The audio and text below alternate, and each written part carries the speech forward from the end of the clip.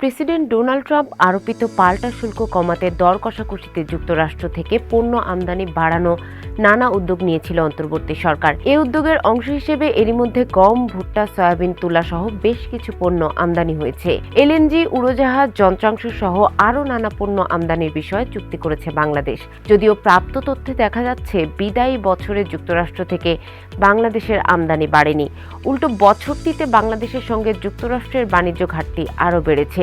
সংশ্লিষ্টরা বলছেন, যুক্তরাষ্ট্রের কাছ থেকে কেবল পণ্য আমদানি বাড়ালেই হবে না, সেসব পণ্যের হিসাব যাতে বাংলাদেশের সঙ্গে বাণিজ্য হিসেবে স্বীকৃত হয় সেটিও নিশ্চিত করতে হবে। কারণ এসব কেনাকাটায় অনেক ক্ষেত্রে মধ্যস্থতাকারী হিসেবে তৃতীয় কোনো দেশের কোম্পানি থাকছে। যেমন যুক্তরাষ্ট্র থেকে গম কেনার ক্ষেত্রে চুক্তি হয়েছে সিঙ্গাপুরের কোম্পানির সঙ্গে। তৃতীয় কোনো দেশের কোম্পানির মাধ্যমে আমদানিকৃত পণ্য যাতে বাংলাদেশের সঙ্গে যুক্তরাষ্ট্রের বাণিজ্য হিসেবে পরিসংখ্যানে স্থান পায় সেটি নিশ্চিত করা সরকারের দায়িত্ব। অবশ্য বাণিজ্য উপদেষ্টা শেখ বশিরউদ্দিন বণিক বার্তাকে বলেছেন, যুক্তরাষ্ট্রের যে পরিসংখ্যান দেখানো যাচ্ছে সেটা পঞ্জিকা বর্ষের অর্থাৎ ক্যালেন্ডার ইয়ার, আর আমরা যেভাবে ম্যাপিং করি সেটা অর্থ বছর অর্থাৎ ফাইন্যান্সিয়াল ইয়ার। আমাদের বিশ্লেষণে দেখেছি, আমরা বাণিজ্য আলোচনায় সম্পৃক্ত হওয়ার পর থেকে যুক্তরাষ্ট্রের সঙ্গে আমাদের বাণিজ্য ঘাটতি কমছে। ঘাটতি কমিয়ে আমরা বাণিজ্যের পরিমাণ বাড়াতে চাচ্ছি। আশা করছি প্রতিযোগী দেশের তুলনায় আমরা যদি প্রেফারেন্সিয়াল মার্কেট অ্যাক্সেস পাই তাহলে আমাদের বাণিজ্যের পরিমাণ বাড়বে। এর মাধ্যমে উভয় দেশের বাণিজ্যের যে ঘাটতি সেটি কমবে, আর আমরা উভয় দেশই এটা থেকে লাভবান হতে পারবো।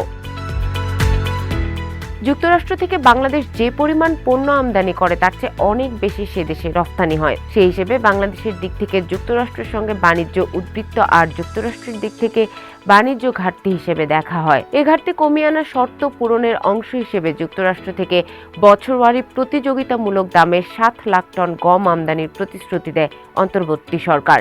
এই প্রক্রিয়ায় 5 বছরে 35 লাখ টন গম আমদানির কথাও জানানো হয়। প্রতিশ্রুতি অনুযায়ী গত বছর প্রায় 2 লাখ টন গম আমদানি সম্পন্ন হয়েছে। একই সময়ে যুক্তরাষ্ট্র থেকে আমদানি হয়েছে তুলা, ভুট্টা, সয়াবিন সহ বিভিন্ন পণ্য।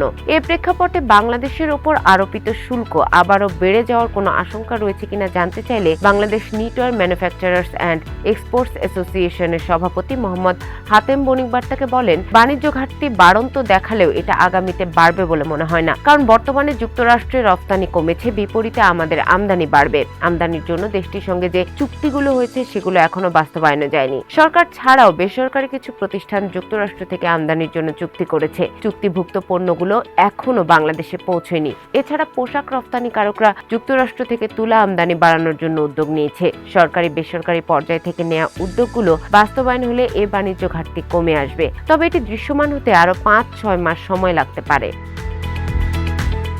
জাতীয় রাজস্ব বোর্ডের তথ্য অনুযায়ী বাংলাদেশের মোট আমদানি ব্যয়ের বড় একটি অংশই এলএনজি বা তরলীকৃত প্রাকৃতিক গ্যাস, এলপিজি, পুরনো লোহার টুকরো অর্থাৎ রড তৈরির প্রধান কাঁচামাল, ক্লিংকার, সিমেন্ট শিল্পের কাঁচামাল, অপরিশোধিত সয়াবিন তেল, সার, অপরিশোধিত চিনি, তুলা, বস্ত্র খাতের কাঁচামাল, গম, পাম তেল, ফার্নেস অয়েল ও ডিজেলের দখলে।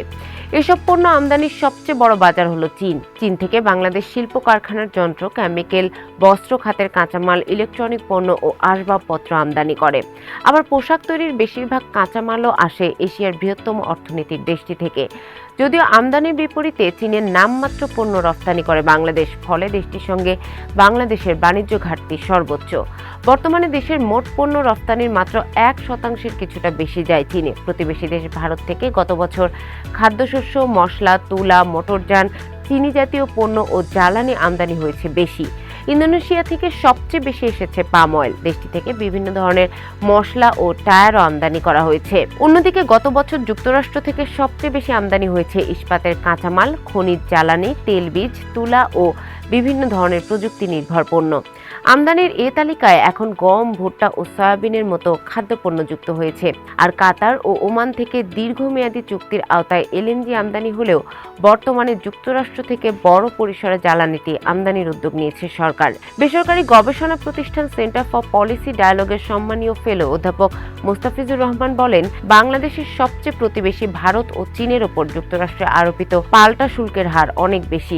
এ কারণে শুল্ক বাড়লেও গত বছর যুক্তরাষ্ট্রে বাংলাদেশের তৈরি পোশাক রফতানি বেড়েছে, কিন্তু একই সময়ে ইউরোপের বাজারে আমাদের পণ্য রফতানি কমে গেছে। এ কারণে যুক্তরাষ্ট্র থেকে আমদানি বাড়ানোর উদ্যোগ নেওয়া হলেও রাতারাতি এই বাণিজ্য ঘাটতি কমে যাওয়া সম্ভব হবে না।